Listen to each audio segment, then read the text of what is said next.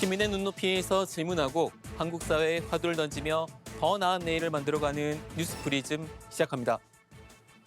이번 주 뉴스프리즘에 주목한 이슈 보시겠습니다.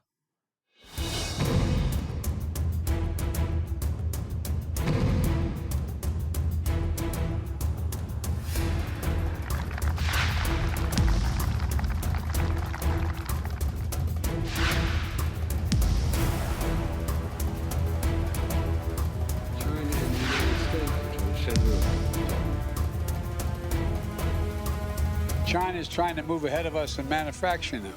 This is about economic security, folks. It's about national security.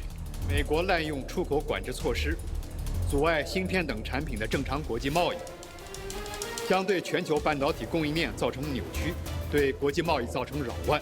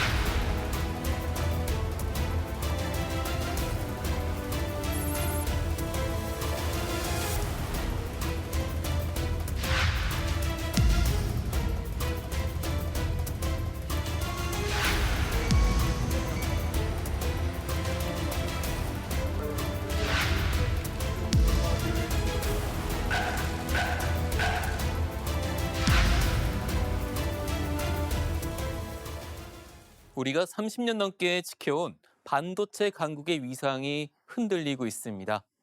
주력 품목인 메모리 반도체의 수요는 줄고 시스템 반도체에서도 고전을 면치 못하는 상황입니다. 원천 기술을 보유한 미국과 수출 시장 중국 사이에서 반도체 강국의 위상을 지키기 위한 대책은 무엇인지, 점점 심화하는 글로벌 반도체 패권의 현 주소는 어떤지 살펴보겠습니다. 먼저 김장현 기자입니다. 이달 들어 열흘 동안 누적된 반도체 수출액은 26억 3,300만 달러로 1년 만에 30% 가까이 감소했습니다. 지난달에도 28.5%가 줄어 4개월째 감소했는데 더 큰 문제는 감소폭이 더 커지고 있다는 겁니다. 나라별 반도체 산업 경쟁력 평가에서도 한국은 5위로 미국과 대만, 일본뿐 아니라 중국에도 밀렸습니다. 메모리 반도체의 높은 경쟁력에도 시스템 반도체가 하위권에 그쳤기 때문입니다. 10대 파운드리 기업 중 삼성전자가 국내 유일하게 16.3% 점유율로 2위를 기록했는데 1위 대만 TSMC와 격차가 너무 큽니다. 세계 경기 둔화에 따른 수요 감소와 가격 하락으로 메모리 분야도 침체 국면에 접어들면서 기술력 유지를 위한 대책도 시급합니다. 경쟁력을 계속 유지하기 위해서는 차세대 기술 개발이라든지 PIM 같이 그런 메모리 반도체를 활용한 새로운 제품의 개발, 이런 노력들이 필요하다고 보여집니다. 이에 삼성전자가 세계 최초로 시스템 반도체에 게이트 올 어라운드 기술의 3나노 초미세 공정을 적용했고, SK 하이닉스가 업계 최고층 238단 낸드 플래시를 개발했지만 정부의 지원은 여전히 아쉬운 상황입니다. 평택과 화성, 용인과 이천을 잇는 한국형 반도체 클러스터를 건설해 국가 안보의 기술 방패로 삼아야 한다는 목소리가 높은 겁니다. 뿐만 아니라 원천 기술을 가진 동맹국 미국과 최대 수출 시장 중국 사이에서 최적의 노선을 찾는 것도 시급합니다. 성장을 해야만이 미국에 투자가 가능한 거죠. 이 성장을 하기 위해서는 중국 현지 공장이 계속 이익이 나와야 미국에 투자를 할 수 있는 겁니다. 우리 한국의 기업체들이 중국에 생산하는 것에 제재를 하지 않도록 하는 것이 매우 중요합니다. 인구 2,300만여 명의 대만은 14억 명이 넘는 중국에 대해 반도체 산업으로 맞서고 있습니다. 이는 반도체 산업이 국가 안보 차원에서 갖는 의미를 상징적으로 보여주고 있습니다. 연합뉴스TV 김장현입니다. 반도체 산업은 경제 안보의 핵심 영역으로 꼽힙니다.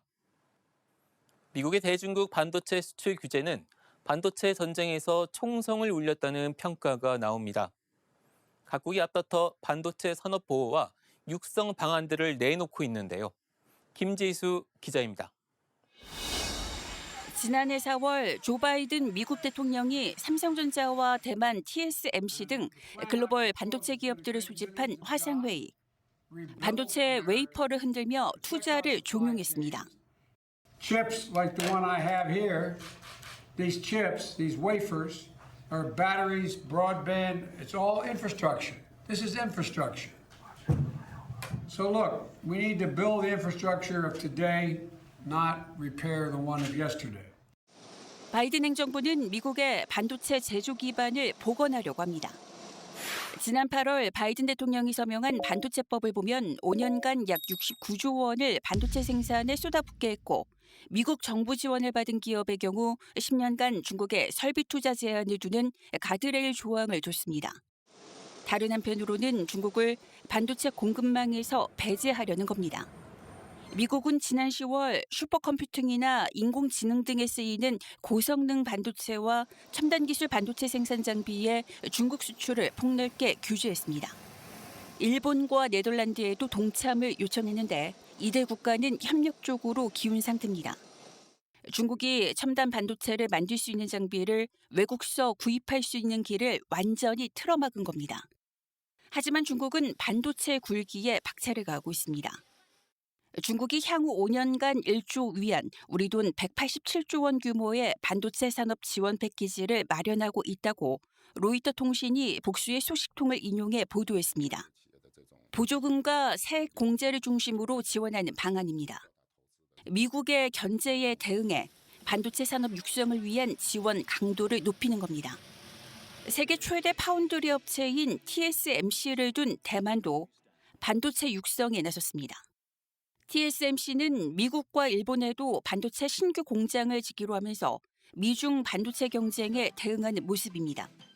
반도체 소재와 장비 분야 강자인 일본도 TSMC의 일본 공장 건설에 거액을 지원하는 등 반도체 공급망에서 지위를 유지하려고 합니다.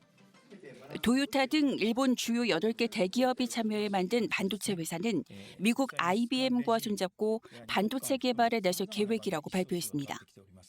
일본 정부는 여기에도 지원을 실시합니다. 한국을 비롯한 글로벌 반도체 기업들과 국가들이 반도체를 경제 안보의 핵심으로 삼고 사활을 건 전쟁에 들어간 상황입니다. 연합뉴스 김지수입니다. 미국이 반도체 공급망 재편 등 중국 견제를 통해 설정하는 중국 반도체 산업의 수준은 어떨까요? 중국 반도체를 저부가가치 산업으로 묶어두려는 의도로 보입니다. 중국도 반도체 등 IT 기술에 대규모로 투자를 하는 상황에서 양적 팽창을 제어하기는 어렵겠지만 질적 상승을 막으려는 것입니다. 중국 반도체 기업들은 저가 칩에서 경쟁력을 보이며 덩치를 키워왔습니다. 기술 장벽이 낮은 시장을 장악해 들어가며 자본력을 축적해왔습니다. 이를 기반으로 고부가가치 반도체 시장에 뛰어들며 반도체 선진국들을 위협하는 궤적을 보여왔습니다. 미국은 이 고리를 끊으려는 전략입니다. 기술 확보 경로가 차단되고 핵심 부품 및 장비 조달이 어렵거나 시간이 지체되면 첨단 반도체 시장에서 뒤처질 수밖에 없습니다. 아무리 투자를 많이 한다고 해서 해결될 문제는 아닙니다. 다만 이미 중국의 기술력은 우주 정거장을 만들고 화성에 탐사선을 보낼 수 있는 수준입니다. 미국의 견제를 뚫지 못한다고 장담할 수는 없습니다. 이러한 미중 간 반도체 패권 경쟁에서 우리의 대응과 전략이 더욱 중요해진 상황인데요. 한국은 중국 반도체 산업의 최대 투자국인 만큼 더욱 긴밀한 대처가 필요합니다. 당장의 미국은 중국의 한국 기업 생산품에 대해서는 규제에 예외를 두고 있습니다. 지금은 한숨을 돌릴 수 있어도 나중의 문제인데요. 미국이 언제까지 우리 업체들에 대한 편의를 봐줄지 전망이 불투명합니다. 일단 미국의 반도체 공급망 재편 정책에 올라탈 수밖에 없는 현실인데요. 해외에 대한 반도체 설계 자산 및 장비 의존도를 줄여나가는 등 우리의 약점을 해소할 필요가 있습니다. 그러면서도 중국과의 손도 놓지 않도록 해야 할 텐데요. 대만뿐만 아니라 우리도 미국의 반도체 설비 투자를 늘리게 된 현실이지만 한국을 매력적인 반도체 생산 기지로 만들어 나가는 게 중요합니다. 글로벌 반도체 소재 장비 업체들을 유치하고 생산과 연구 개발을 선도하는 거점 지역으로 자리매김하는 것을 목표로 삼아야 합니다. 그러면 우리는 이를 위해 어떤 지원을 하고 있을까요? 반도체 산업 지원을 위한 법적 기반이 필요하다는 지적이 쏟아지지만 전국이 차갑게 얼어붙으면서 관련 국회 논의는 뒷전으로 밀리고 있는 실정입니다. 보도에 장보경 기자입니다. 사활을 건 글로벌 반도체 전쟁에 내던져진 건 우리 기업들도 마찬가지. 반도체 시설 투자에 대한 세액 공제를 늘리고 지원을 확충하는 내용의 K-칩스법이 발의됐지만 넉 달이 지나도록 국회 문턱을 넘지 못했습니다. 국민의힘 반도체 특별위원장을 맡은 무소속 양향자 의원이 대표 발의한 K-칩스법은 국가 첨단 전략사업 경쟁력 강화 및 보호에 관한 특별조치법 개정안과 조세특례 제한법 개정안을 말합니다. 반도체 클러스터 등 특화단지 조성 시 인허가 절차를 간소화하고 세액 공제율을 대기업 6%에서 20%, 중견기업 8%에서 25% 등으로 상향하는 내용을 담고 있습니다. 글로벌 경쟁국이 가는 방향을 사실 우리가 무시하고 우리만 뭐 독자적으로 세액 공제를 결정한다는 것은 글로벌 시장을 전혀 읽지 못하는 대만이라든지 뭐 다른 여타 글로벌 경쟁 국가들이 기본이 25%예요. 그건 뭐 대기업, 중견기업, 중소기업 나누지 않고 이제 반도체 투자에 있어서는 기본적으로 25%를 하는 이유가 있거든요. K-칩스법을 기본 중에 기본이라고 설명한 양 의원은 두 가지 핵심 법안이 함께 통과돼야 의미가 있다고 강조했습니다. 민주당이 한때 대기업 특혜법, 지방소외법이라는 이유로 반대했던 것에서 여야 의원들 간 의견 조정을 통해 대안을 만들었지만 꽉 막힌 국회 상황이 결국 발목을 잡았습니다. 막판 의견 조율이 필요한 부분도 남아있는데 논의는 뒷전으로 밀린 상태입니다. 민주당이 낸 법안은 대기업에 20%의 세액공제 혜택을 주는 건 지나친 특혜라는 생각에서 10% 적용을 주장하고 있고 기재부 역시 형평성 측면에서 대기업의 세액공제를 8%까지만 줄 수 있다는 입장을 보여 정치권 논의는 더욱 시급한 상태입니다. 반도체 패권 경쟁 속 투자를 뺏기지 않기 위한 골든타임은 눈앞인데 어느덧 연내 처리 전망은 희미해진 상태. 정부가 앞으로도 장기적 로드맵을 가지고 인재 양성은 물론이고 클러스터 조성 등 기업 투자 환경을 적극적으로 만들어주는 것이 더욱 중요해질 것이란 관측도 나옵니다. 반도체 산업의 중요도에 있어서는 사실은 인재가 기술 인재가 중요하거든요. 대한민국은 메모리 반도체만 하기도 인재가 너무 없는 거예요. 그래서 인재 풀을 좀 키우자라는 건데 결국은 기술 패권밖에 없어요. 업계에서는 반도체 특별법 도입을 서둘러 생산 설비 이탈을 최소화하고 내수 경제를 살려야 한다는 우려 섞인 목소리가 흘러나오는 가운데 잠자는 K-칩스법이 언제쯤 본회의 문턱을 넘을 수 있을지 관심이 집중되고 있습니다. 연합뉴스TV 장보경입니다. 30여 년간 메모리 반도체 분야를 선도해온 삼성전자가 최근 3분기 매출과 점유율에서 대만 TSMC에 1위 자리를 내줬습니다. 이재용 삼성전자 회장은 새로운 분야를 선도하지 못했고 추격자들의 거센 도전을 받고 있다며 현 상황을 진단했는데요. 중국을 포위하는 미국의 전략이 가동된 후 세계는 본격적으로 반도체 전쟁을 벌이는 중입니다. 미중 반도체 기술 패권 다툼 속에서 우리는 아직 뚜렷한 타겟책을 찾지는 못하고 있습니다. 이 총성 없는 전쟁 속에서 우리는 어떤 무기들을 장착해야 외교와 경제 두 마리 토끼를 다 잡을 수 있을까요? 이번 주 뉴스 프리즘은 여기까지입니다. 다음 주에 뵙겠습니다.